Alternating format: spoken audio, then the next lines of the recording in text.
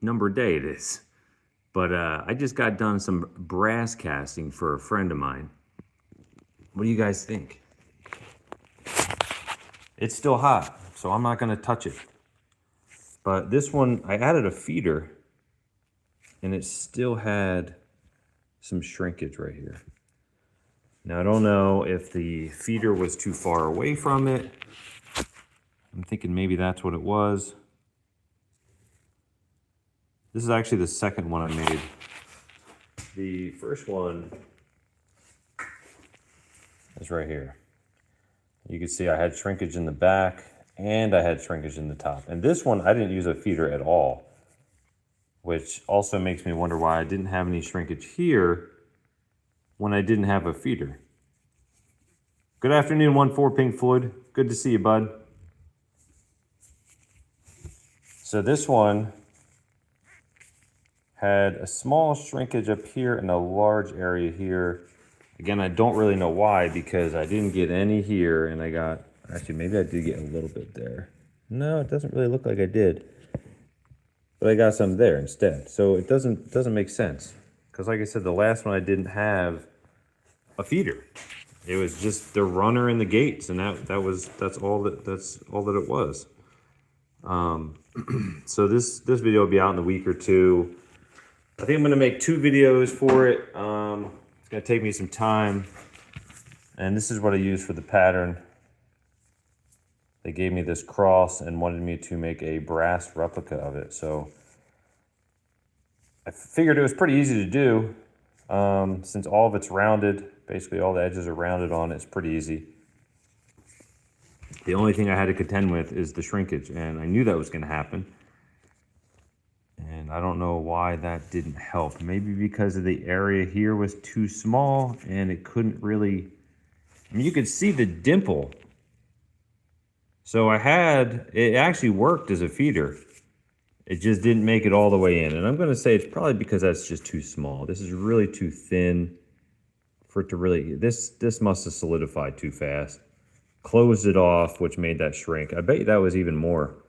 If I didn't have that feeder, that probably would have shrunk even more. So that was actually a pretty good cast considering the feeder. I probably should have had that a little bit closer and probably had this a little bit wider, and I think it would have worked fine. I don't know. But like I said, this is the first one. The first one came out pretty good. I did a lot of sanding on it, but I didn't want to put too much into it. And then again, the back is here. They wanted 2 of them, so this is actually the first mold I made. I made this one before I made the mold for this one. I cast this one last night, and I cast this one just now. So, like I said, this will probably be 2 separate videos. I'll probably do a video for this one, and I'll do a longer video for that one, because this one I didn't film a whole lot.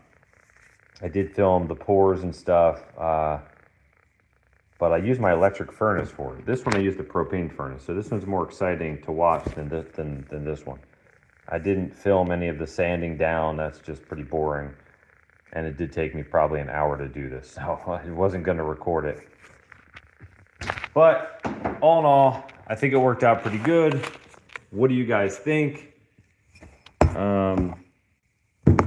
I think it was good. I think it was good. I don't cast brass very often. I really cast mostly aluminum. For me, it's just easier. Hey, Hannah. What's up, Julio?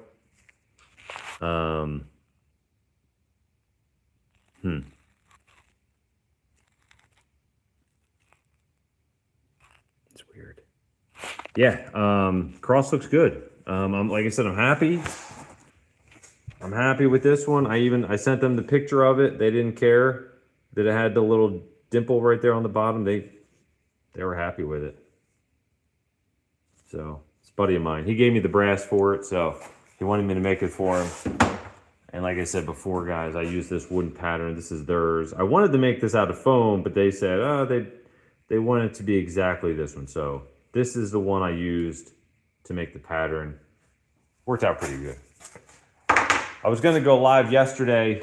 I was actually going to go live earlier today, but I really wanted to get this cast done because the weather, the sun's going down. I actually wanted to cast this morning, but the ground area where I cast was still wet, so I couldn't really cast. So I had to wait for it to dry, which it did. I went for a hike, I came back, and I had the time to do it. So that's really cool. Happy about it. Hannah says, both look pretty good, all things considered. Thank you, thank you. Yeah, metal casting is it's tough to get a perfect cast. It really is, especially when you've never done this pattern before. Like if you do patterns, you do one, it didn't work, you make an adjustment in the casting process, you do it again, you make adjustments. But this is the first time I cast it. So if I cast it again, which I don't really want to, because it takes probably a half an hour to make the mold itself. It really is tedious.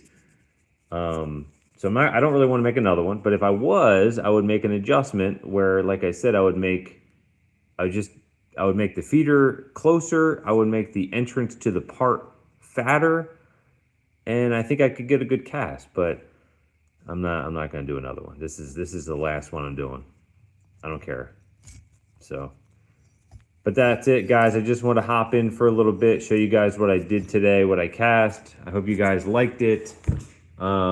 Like I said, I want to do this every weekend when I'm finished casting. I want to stop in and say hello to people after I'm done casting my metal.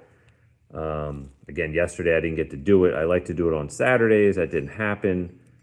So I wanted to take advantage of today because yesterday was rainy and muggy and you really can't cast in the rain. So that's it, guys. I'm gonna sign off. And once again, guys, thanks for stopping in, checking out the cast, and saying hello. See you guys later. Have a good day.